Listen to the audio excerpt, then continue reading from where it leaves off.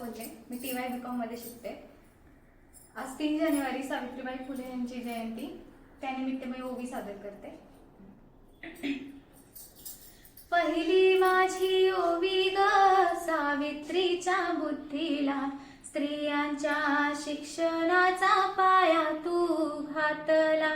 अशिक्षित अडाणी तू पतीपाशी शिकली, मुलींसाठी पहिली शाळा तू काढली.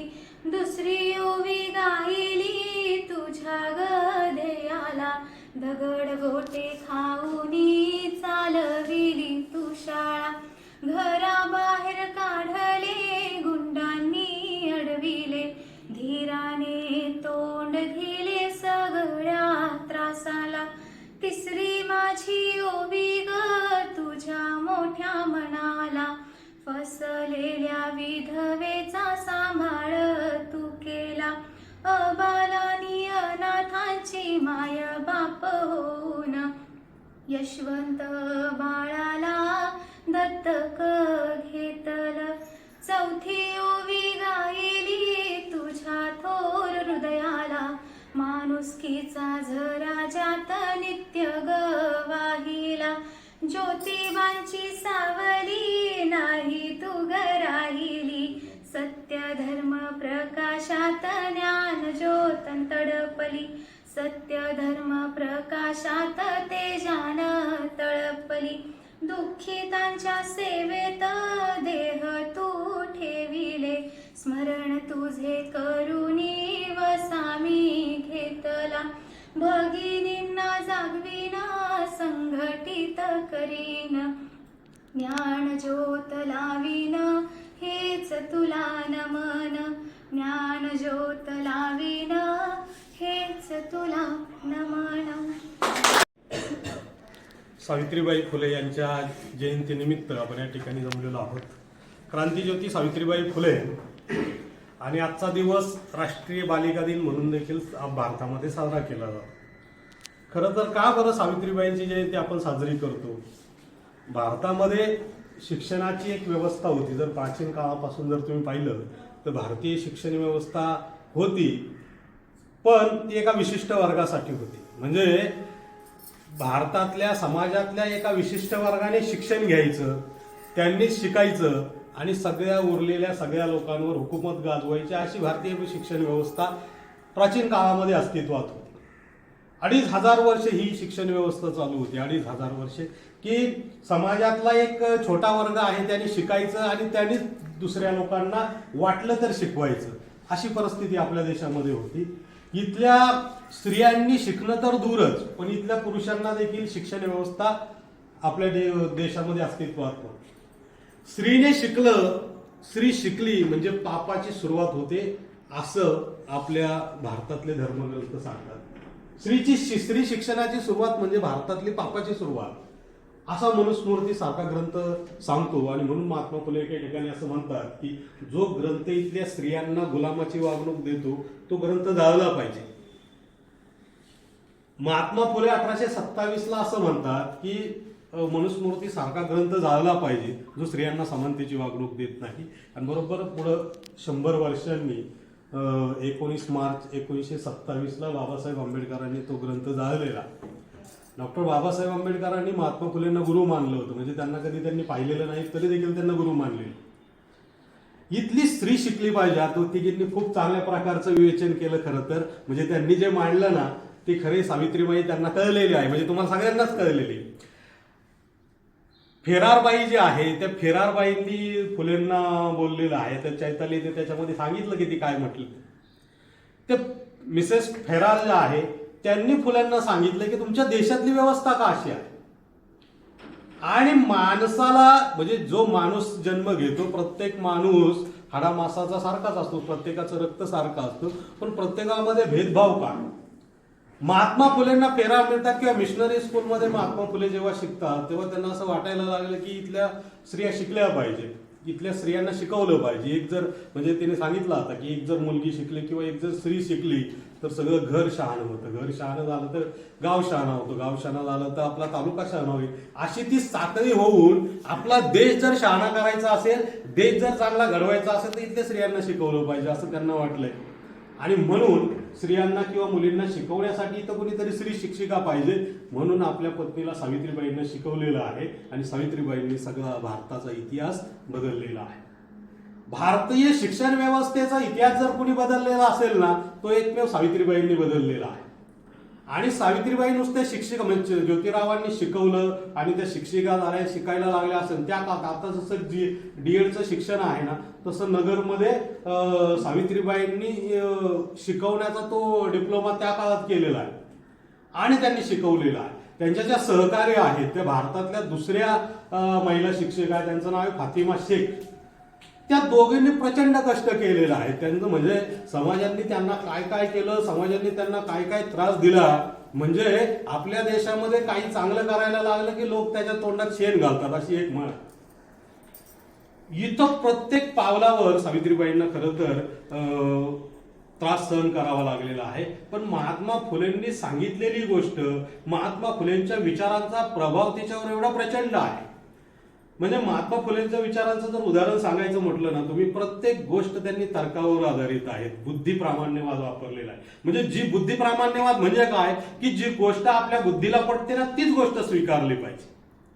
महात्मा फुलेंचे सगळे जर ग्रंथ तुम्ही जर पाहिले ना, तर ते ग्रंथ सगळे बुद्धिप्रामाण्य आणि तर्कावर आधारित. त्यांचा गुलामगिरी नावाचा ग्रंथ आहे. त्या गुलामगिरी नावाच्या ग्रंथामध्ये इथल्या स्त्रियांची गुलामगिरी, इथल्या शूद्रांची गुलामगिरी, इथल्या अस्पृश्यांची गुलामगिरी, इथल्या शेतकऱ्यांची गुलामगिरी, इथल्या कामगारांची गुलामगिरी, इथल्या मजुरांची गुलामगिरी, या सगळ्या गुलामगिरीविषयी महात्मा फुले बोलत असतात. ती गुलामगिरी कशी आहे, ती गुलामगिरी मानसिक आहे.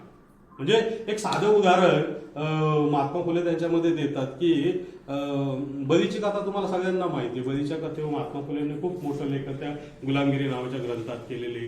वामन अवतार जो आहे, त्या वामन अवताराची चिकित्सा त्यांनी केलेली आहे. म्हणजे काही गोष्टी आपल्याला ऐकायला चांगल्या वाटणार नाही, पण महात्मा फुलेंनी 100-200 वर्षापूर्वी ते लिहिलेलं आहे गुलामगिरी नावाच्या त्यांच्या ग्रंथात. म्हणजे जेव्हा बळीराजाला कपटाने वामनाने मारलेला आहे असं ते स्पष्ट त्यांच्या गुलामगिरी नावाच्या ग्रंथात म्हणतात.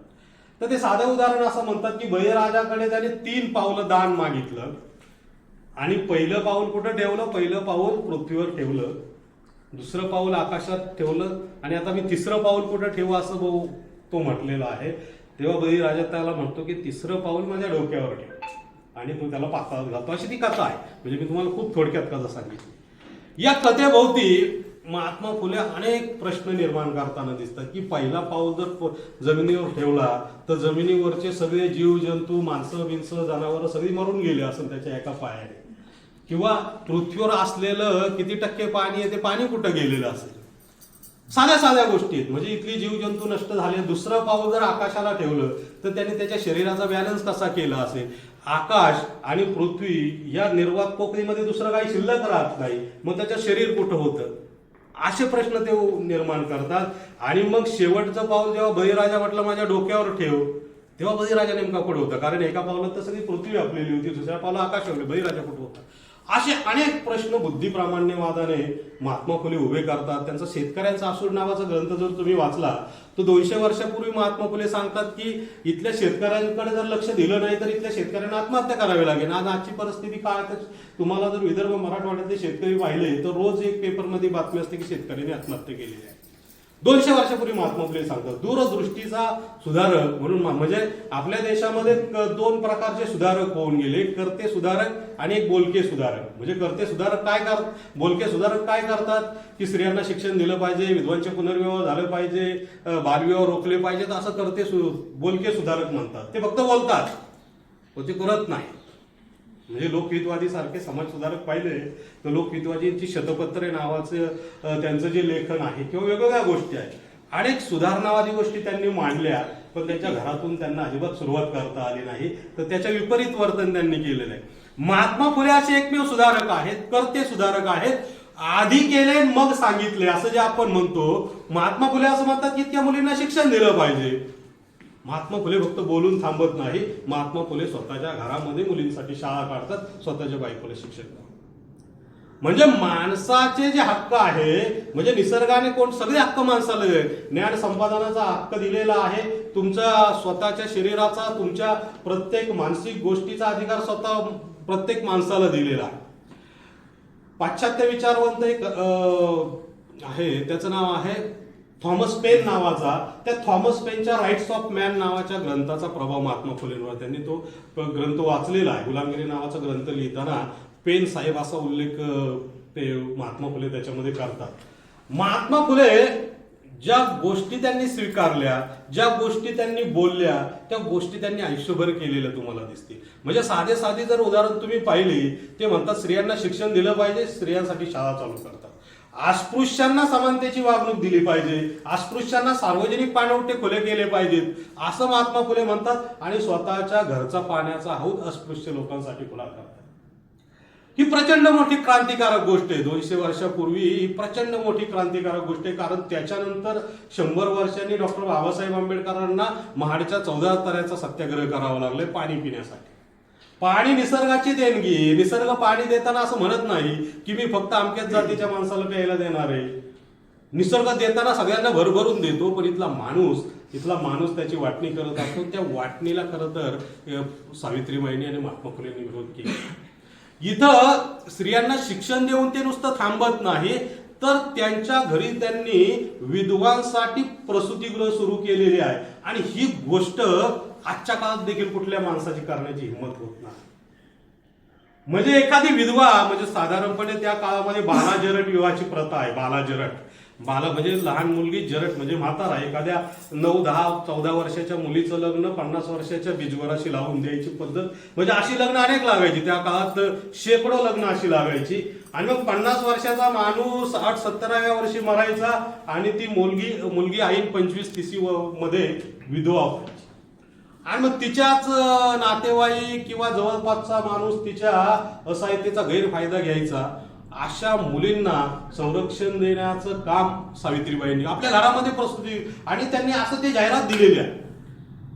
मॅडम त्यांनी पॉम्पलेट छापलं होतं, असं पॉम्पलेट छापलं होतं त्यांनी सावित्रीबाईंनी, की ज्या मुलींवर असा अत्याचार झालेला आहे, त्या ज्या मुलींना माझ्या मदतीची गरज आहे, त्या मुलींनी माझ्या घरी यायचं, घरी राहायचं. त्या इथं राहिलं ते देखील कुणाला कळणार नाही आणि ते मूल सोडून इथून जायचं.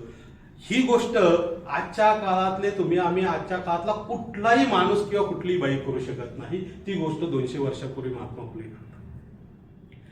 त्यांचं असं म्हणणं आहे की या सृष्टीची जी निर्माण करता आहे ती स्त्री आहे, तिच्यामध्ये सर्जन क्षमता आहे. आणि जिला दुर्बल म्हणत गेलेला आहे, तिच्यामध्ये प्रचंड सामर्थ्य आहे. आणि ती स्त्री खरं तर जगली पाहिजे.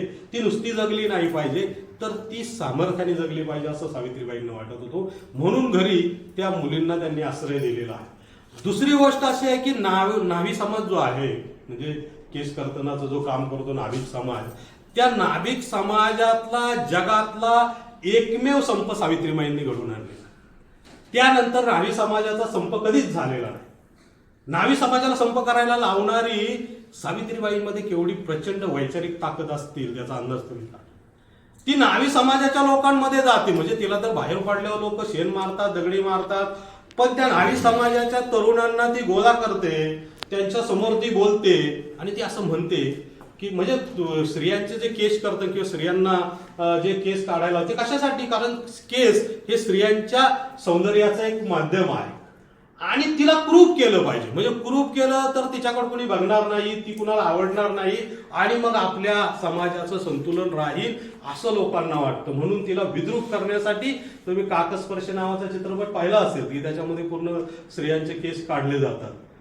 आणि मग सावित्रीबाईंनी त्या नाभी समाजाच्या तरुणांची सभा घेतली, त्यांना बोलवलेलं आहे घरी आणि त्यांना पटवून दिलेलं आहे की या ज्या मुली आहेत ना, या मुली तुमच्या बहिणी आहेत, तुमच्या भगिनी आहेत, मग तुम्ही त्यांच्या केसाला हात लावणार का, असा प्रश्न त्यांनी विचारलेला आहे. आणि त्यांच्याबरोबर खरं तर सावित्रीबाईंचं वक्तृत्व अतिशय भारी वक्तृत्व होतं. म्हणजे त्यांच्या शब्दामध्ये जी ताकद होती ना, त्या शब्दांच्या ताकदीने खरं तर ते सगळ्या लोकांची मनं बदललेली आहे आणि त्या लोकांनी संप केलेला आहे. जर स्त्रियांच्या केस कर्तनाची प्रथा जर बंद होणार नाही, विधवांचे जर केस काढले जाणार नाही, तरच आम्ही न्हावी लोकांच्या दाढी लोकी करू असं त्यांनी म्हटलेलं आहे आणि तो संप प्रचंड यशस्वी झालेला आहे. काही प्रमाणात त्या काळामध्ये स्त्रियांचे केस काढण्याची पद्धत बंद झालेली त्या काळामध्ये दिसते. अजून एक गोष्ट अशी आहे की काशीबाई नावाची ब्राह्मण विधवा मुलगी आहे आणि त्या मुलगी महात्मा फुलेंच्या घरी म्हणजे सावित्रीबाईंकडे आली आणि ती तिथं राहिलेली आहे. आणि तिचा जो मुलगा आहे, तिला झालेला जो मुलगा आहे, तो मुलगा सावित्रीबाईंनी दत्तक घेतलेला आहे. त्याचं नाव यशवंत. त्याला इंग्लंडला पाठवलेला आहे. इंग्लंडला तो MBBS झाला, तिथून डॉक्टर होऊन इथे आला आणि डॉक्टर झाल्यावर त्यांनी नुसती डॉक्टरी केली नाही तर गरिबांसाठी त्याने मोफत उपचार करायला सुरुवात केली. पुढं यशवंताला त्याने सगळा त्यांचा वारसा हक्क दिलेला आहे. यशवंताला त्यांची वंशपरंपरा जी इस्टेट आहे ती त्यांनी दिलेली आहे. पुढं महात्मा फुलेंच्या नातेवाईकांनी देखील त्याला खूप त्रास दिलेला संपत्तीसाठी.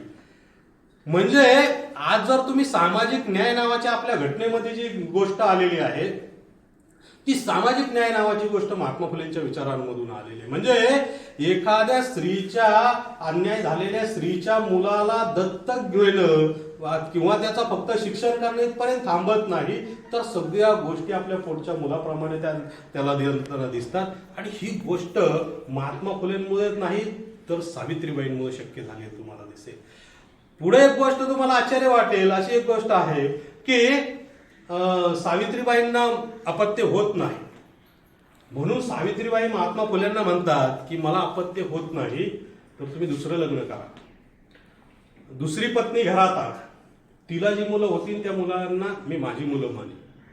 याच्या पुढे जाऊन महात्मा फुले असं म्हणतात की मी दुसरं लग्न करण्यापेक्षा तू दुसरं लग्न कर आणि तुला जी मुलं होतील त्या मुलांना मी माझं नाव देईन. असं बोलणारा महापुरुष जगाच्या इतिहासात तुम्हाला पुढे सापडला. महात्मा फुले आणि सावित्रीबाईंनी जे काम केलेलं आहे त्या कामाला जगामध्ये तोड नाही. म्हणजे प्लेगच्या साथीचं पर्यंत जे काम आहे, म्हणजे सुरुवातीला महात्मा फुलेंच्या जन्मापासूनचा जर तुम्ही सगळा इतिहास पाहिला तर तो इतिहास सांगायला बरोबर अख्खा दिवस जाईल. पण महात्मा फुलेंनी जे काम केलं म्हणजे मानवी जीवनाच्या दृष्टिकोनातून किंवा मानवतेला पोषक असलेल्या ज्या ज्या गोष्टी त्यांना शक्य झाल्या त्या गोष्टी आयुष्यभर महात्मा फुलेंनी केलेलं तुम्हाला दिसते. म्हणजे तिने आता सांगितलं त्याच्यातली एक ओळ राहिली होती तुझी, विद्येविना मती गेली, मतीविना नीती गेली, नीतीविना गती गेली, गतीविना वित्त गेले, वित्तविना शूद्र खचले. एवढे सगळे अनर्थ विद्येने केले. म्हणजे माणसाकडे पैसा संपत्ती काय येत नाही ती विद्या त्या काळात नाही. या सगळ्या गोष्टींचा जर वापर त्यांच्यामध्ये पाहिला तर त्यांचं शेवटचे जे पुस्तक आहे सार्वजनिक सत्यधर्म पुस्तक नावाचं, त्या पुस्तकामध्ये म्हणजे त्यांनी एका धर्माची कल्पना मांडली. खरं तर सत्यशोधक समाजाची स्थापना करून त्यांनी सत्यशोधक समाजाची किंवा सत्यशोधक धर्माची देखील स्थापना केलेली आहे. सत्यशोधक धर्माच्या अनुषंगाने त्या काळात त्यांनी वेगवेगळी लग्न लावलेली आहेत. या सगळ्या गोष्टी करत असताना महात्मा फुलेंनी जे लेखन केलेलं आहे त्या प्रत्येक लेखनामध्ये इथल्या भारतीय व्यवस्थेला पोषण म्हणजे भारतीय मानवजात कशी चांगली निर्माण होईल हे महात्मा फुलेंच्या लेखनामध्ये तुम्हाला दिसेल. महात्मा फुलेंनी या सगळ्या गोष्टी आपल्याला सांगितल्या. त्या गोष्टी आपण जर स्वीकारल्या तर खऱ्या अर्थाने म्हणजे सुदृढ समाज जो आपण म्हणतो, चांगल्या प्रकारचा समाज जो होतो तो समाज खऱ्या अर्थाने निर्माण होईल असं या ठिकाणी मला वाटतं. खरं तर महात्मा फुलेंबद्दल सावित्रीबाईंबद्दल बोलण्यासारख्या खूप गोष्टी आहेत, तर तुम्ही सगळे उभे राहिलात म्हणून मी आज या ठिकाणी थांबतो आणि तुमच्या सर्वांचे धन्यवाद व्यक्त करतो. माझं नाव चैताली कैलास वाघमारे. मी तुमच्या समोर आज सावित्रीबाई फुले यांच्या जयंतीनिमित्त एक पात्री प्रयोग सादर करणार आहे. ओळखलत का?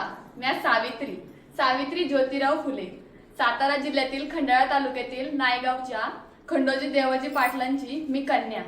अवघ्या 9व्या वर्षी माझं लग्न ज्योतिराव फुले यांच्याशी झालं. ज्या माणसाशी माझं लग्न झालं त्या माणूस मला हळूहळू कळायला लागला होता. तो माणूस कोणी साधारण माणूस नव्हता, तर तो माणूस एक क्रांतीसूर्य होता. त्यावेळी बायांना उमरा ओलांडण्याची पद्धत नव्हती.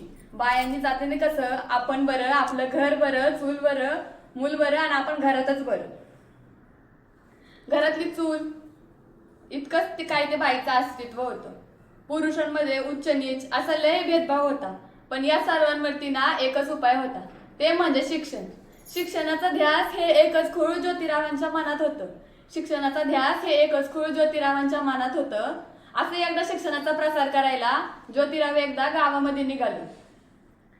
आणि तेव्हा फरा नावाच्या मॅडम त्यांना म्हणाल्या, मिस्टर फुले, तुम्हाला शिक्षणाचा प्रसार करायचा आहे ना, so educate a woman first, because one woman educate to full house educate. पण तुम्ही लोक वुमनला घराच्या बाहेरही पडू देत नाही. So bad mister Phule. झालं ते आले माझ्याकडे पाटी पेन्सिल घेऊन आणि मला म्हणाले, सावित्री, आजपासून मी तुला शिकवणार. आणि झाला सुरू माझा अभ्यास. बेदुने 4, बेत्रिक 6, काना, मात्रा, एलंटी, उकार सार मी लिहायला शिकले, वाचायला सुद्धा शिकले आणि बघता बघता काव्य सुद्धा रचू लागले. आणि अशानंच 1 जानेवारी, शनिवार दिनांक 1 जानेवारी 1848 ला पुण्यातील भिडेवाड्यात आम्ही सर्वोत्तम मुलींसाठी पहिली शाळा सुरू केली. आणि मी पहिली शिक्षिका आणि पहिली मुख्याध्यापिका सुद्धा झाले. शेळपालासारखं जगाल तर काम तमाम होईल, पण वाघासारखं जगाल तर नाव होईल. समाजात मात्र धर्म बुडाला म्हणून कोलकोल सुरू होती. अहो, एखाद्या सामान्य माणसानं शिक्षण घेतलं यात कोणाचा धर्म बुडतो? धर्मासाठी माणूस का माणसासाठी धर्म असतो? शाळेत जाताना शेण फेकलं मी सहन केलं, दगड फेकली मी सहन केलं, शिव्या दिल्या तेही मी सहन केलं. पण आता मात्र माझ्या सहनशक्तीचा अंत झाला होता. आणि अचानक एक छत्तीसगड माझ्या समोर येतो आणि म्हणतो, ए ट्युटिवे, कुठे निघाली? आधी आमच्या पोरीवाळीनं शिकवणं बंद कर. तुला तुझी अब्रू प्यारी का ते शिक्षण? कदाचित त्याला माहिती नव्हतं मी कोण आहे ते. आम्ही सुद्धा ज्योतिराव पैलवानाच्या पत्नी होतो. झालं, आमचा हात घेतला आणि सनकन त्याच्या कानाखाली वाजवली आणि सुनावलं की आज आलाय, थोबड फोडलं, पण पुन्हा जर माझ्या समोर आला तर तुझ्या रक्तानी ही धरती रंगवून टाकेल. स्त्री कोणत्याही जातीची किंवा धर्माची असो, ती नेहमीच अन्यायाला बळी ठरत आली हो. एखाद्या स्त्रीचा नवरा गेला म्हणून तिने सती जायचं, नवरा मेला यात तिचा काय दोष असतो? आणि यासाठीच आम्ही आवाज उठवला. इंग्रज सरकारकडे मागणी सुद्धा केली आणि इंग्रजांनी सती प्रथा बंद केली. तसेच विधवा महिला प्रथा बंद केली. विधवा महिला काशीबाई हिच्या मुलाला आम्ही दत्तक घेतलं आणि त्याचं नाव ठेवलं यशवंत. त्याच्या छोट्या छोट्या पावलांनी कसं आमचं अंगण भरून जायचं. त्याला वाढवलं, मोठं केलं आणि डॉक्टर सुद्धा बनवलं. पण एकदा पुण्यात फ्लॅगची साथ पसरली होती.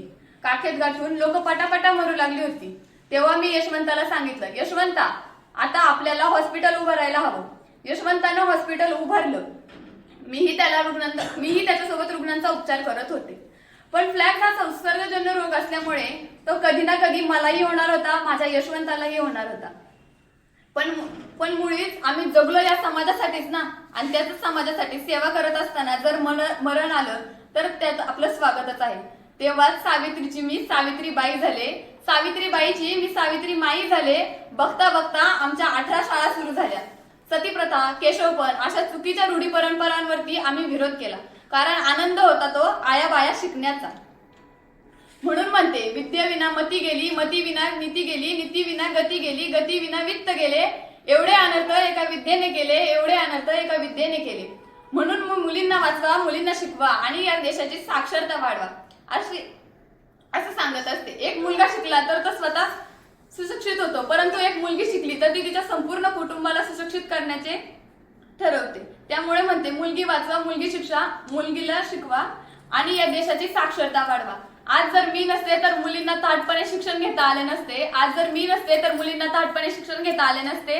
मुलींना आज तुम्हाला शिक्षणाची सोय मी उपलब्ध करून दिली आहे, तर तुम्ही शिकावे एवढेच वाटते. धन्यवाद.